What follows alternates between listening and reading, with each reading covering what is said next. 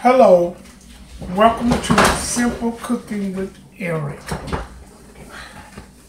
Now, on today, we're going to make bread pudding. And a lot of time, you have old bread, bread, the end pieces, or bread that's just been in your kitchen too long, and it's not really bad, but it's kind of starting to get a little stale. So what I do, anyone that knows me knows that I do not like old bread. Anybody that knows me will tell you that I do not like old bread. So I will maybe use a loaf of bread, maybe once every other day. And once I get going to the loaf twice, I'm through with it. So I wasted so much bread. Now, so I said, you know what? Maybe I need to start saving the bread and just make bread puddings. And I have a lot of people that request bread pudding and want to like bread pudding. So now what I do now, after a couple of days, and I put it in the freezer. So what we have here, I had some hot dog buns, some hamburger buns, some bread, and I had it in the freezer. I took it out the freezer and I let it get room temperature. And so we're going to make bread pudding. So what we're going to need, you need your bread. You need some butter. I got the camera stable, you all, so that's why I'm looking, you need your butter, nutmeg, sugar, raisins, vanilla extract, butter flavor. I have some eggs in this bowl and milk. So I'm trying to keep the bowl focused at the camera, so we want to get ready to get started. Let me wash my hands. So while I'm washing my hands, people, bread pudding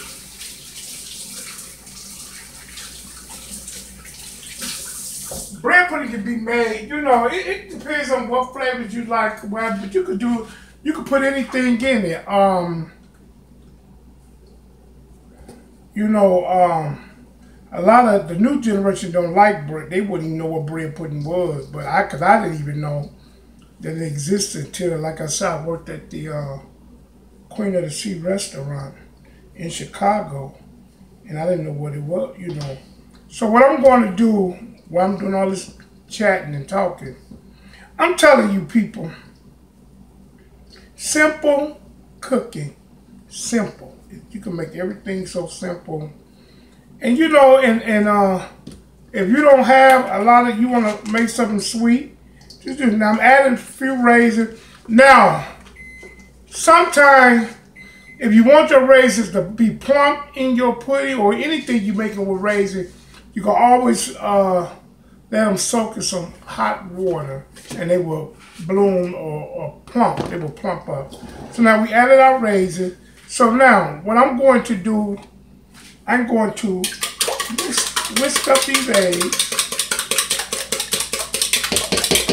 And I really hope y'all can get a good view. I'm going to add my sugar, and this is about, well, I had a half a dozen, 6 eggs in here, and I just added 2 cups of sugar. I'm going to add some milk. And you can use whatever kind of milk you want, whole milk. Well, I think I'm using 1% milk here. Whole milk, skim milk, you can use to make your pudding. And so I'm going to whisk that together. I don't know if you can see what I'm doing. I'm trying to stay in view of the camera. And I'm going to add a little butter flavor.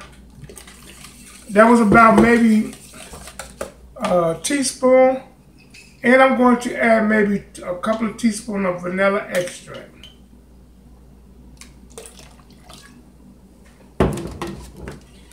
Then I'm just going to whisk it all together, and then I'm going to add my nutmeg.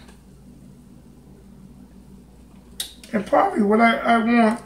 And look, folks,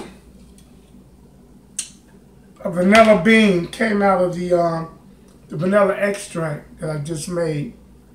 The vanilla bean. And I told you, I'm going to tell you how to make your own homemade, well, real vanilla extract.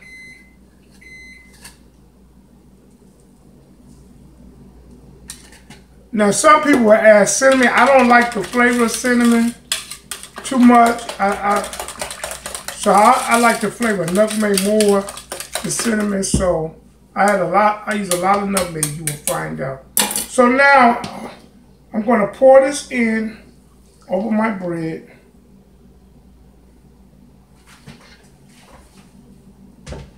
And then I'm going to just take my hand and I'm just going to smash it.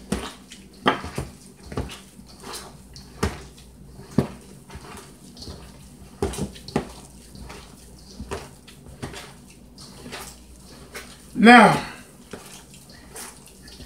if you notice, it's not real wet, or, I mean, it's wet, but it's not real watery or loose, you know, real moist. And there's a reason why I do it this way, because when it bakes, it's going to bake up fluffy. And then I'm going to make a glaze, a pineapple glaze, and pour it on top of it. So,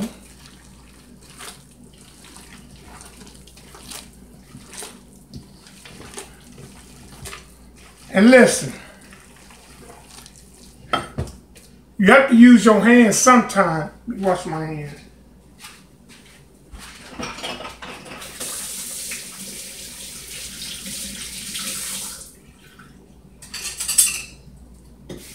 We know that coming up, that our aunties and our mothers and whoever was cooking for the holidays, they would use their hands to mix things. So what I'm going to do, and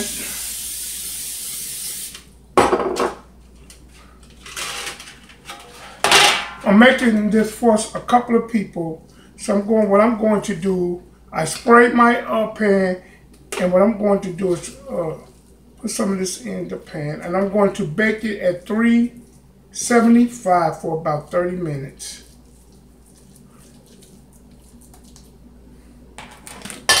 And once I do that,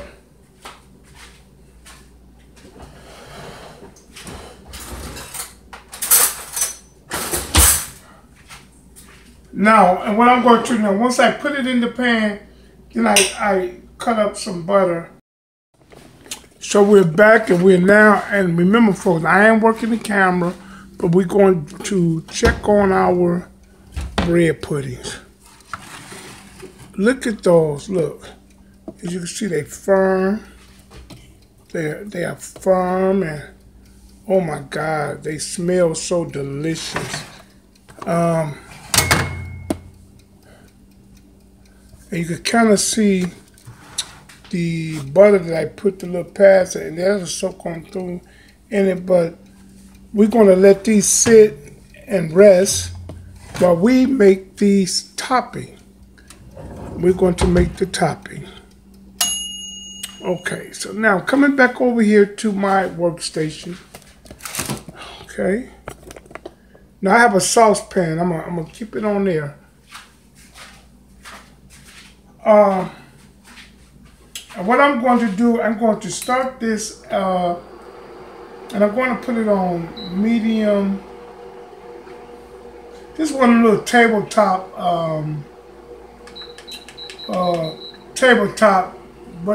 whatever you want to call it. But what you're going to need to make this soft, to go on top of the bread pudding, you're going to need, this is about 3 cups of water.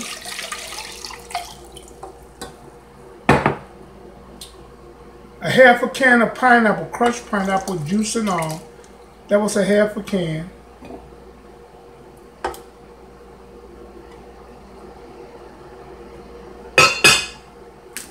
Two cups of sugar. tablespoon of vanilla, a tablespoon of rum extract, and a half a cup or a stick of butter. Now we're going to let that boil. Once that gets to a good boil, then I'm going to add maybe, this is about a teaspoon of nutmeg. Because people say you use nutmeg and everything. I sure do. But we're going to stir this, and we're going to let this come to a boil once it gets hot, and then I'm going to thicken it. And sometimes I add raisins in here also, but since I put raisin in the actual pudding, the bread, I didn't want to add no raisin in here. And look, you cannot hear me banging. So we're going to get that the opportunity to boil, and once it gets to boiling, I'm going to show you how I thicken it. And I can kind of work on that now. So in order to thicken it, I don't know if you all can see me. Let me move these things.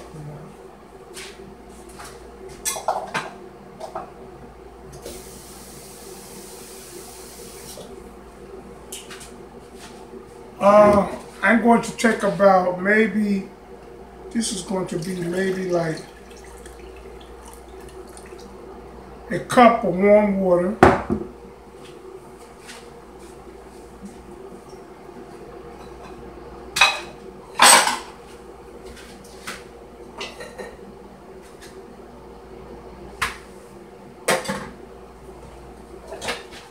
And then I'm going to take maybe about a couple of tablespoons of flour, maybe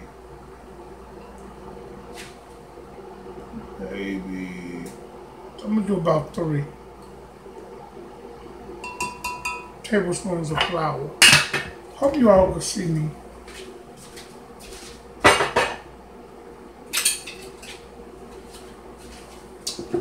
And then I'm going to just, and once our product starts to boil, then I'm going to thicken it with this. So I will get back to you while we're working on that.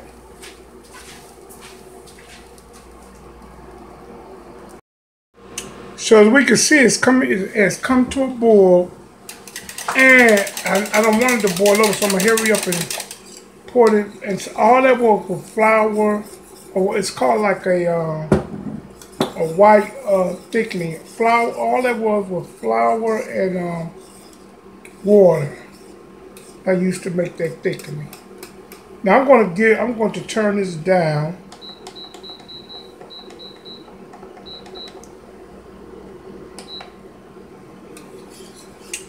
Let that keep until it thickens up. Now, to add, I'll add a little yellow food coloring to give it a little color so it won't look so pale. I usually have liquid. I just had this close by. I usually use liquid coloring. Just to give it a nice little yellow glaze.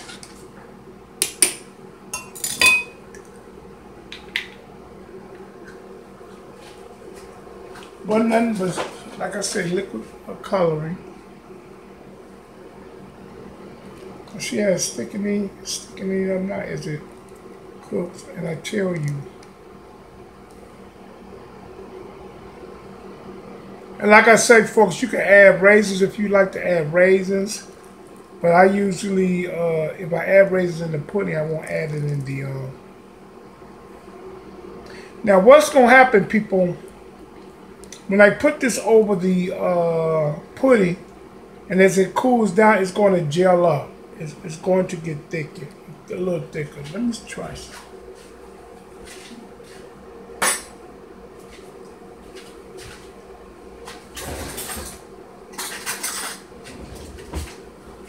I do want to make sure that it's Look at how it's looking. You all, is wonderful. Great taste, great flavor. You taste the pineapple, it's not too sweet.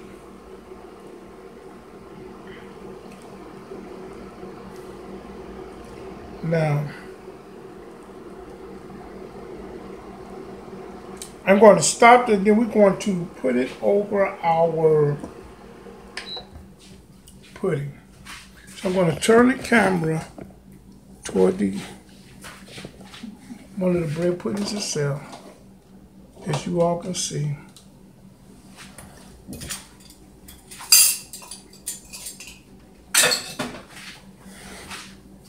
And like I said, it's loose now, but once it as you all can see, once it chills, cools down and set, it's going to the topping is going to set on top of here beautifully.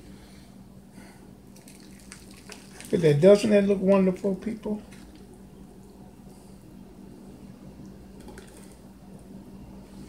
Look at that. You see the pineapples and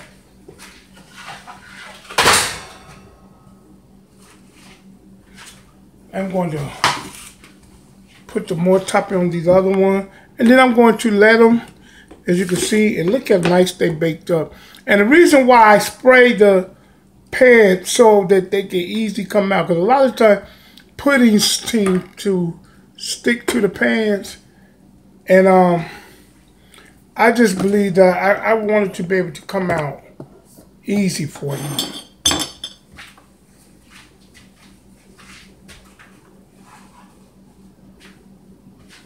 Okay, thank you. And I'm saying thank you. We ain't even tasted it, Lord. Hold on, let me get another spoon.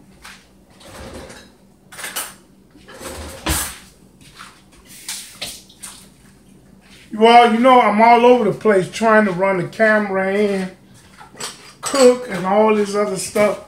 So, but let's try a little.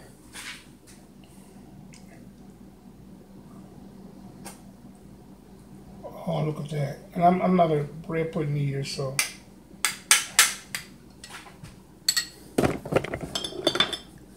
Let's see.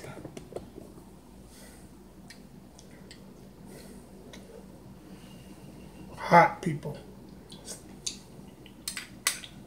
Even though I don't like bread, it's good. Listen.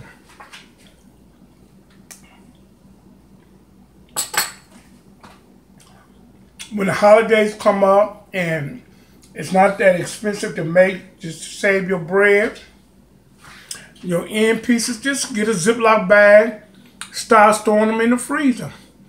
By the time the holiday roll around, you'll have enough bread to make you a couple of bread puddings for the holiday.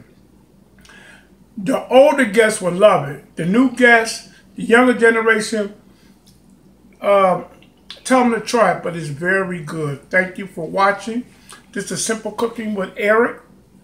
Remember to like, share, and subscribe to Simple Cooking with Eric, where things are made simple. God bless, love, and peace out.